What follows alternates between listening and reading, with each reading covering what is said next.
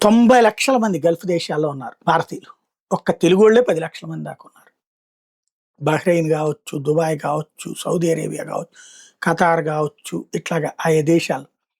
ఇప్పుడు 8 దేశాల మీద దాడులు చేస్తుంది ఇరాన్. ఒక్క ఒమెన్ తప్ప 8 దేశాల మీద దాడులు చేస్తుంది. ఒమెన్ మధ్యవర్తిత్వం చేస్తుంది కాబట్టి దాన్ని వదిలేశారు. ఇప్పుడు ఆ 8 దేశాల్లో మన వాళ్ళు ఉన్నారు. టోటల్‌గా ఇండియన్స్ 90 లక్షల మంది ఉన్నారు. గ్రౌండ్ కూలీ దగ్గర నుంచి, షాపుల్లో పనిచేసే వాళ్ళ దగ్గర నుంచి, సాఫ్ట్‌వేర్ ఇంజినీర్ల దగ్గర నుంచి, బ్యాంకింగ్ ఎంప్లాయీస్ నుంచి, ప్రభుత్వ శాఖల్లో కూడా పనిచేస్తున్నోళ్ళు ఉన్నారు. ఇప్పుడు ఏంటి వాళ్ళ పరిస్థితి? వద్దాం అనుకుంటున్న వాళ్ళు ఎంతమంది? ఉందాం అనుకుంటున్న వాళ్ళు ఎంతమంది?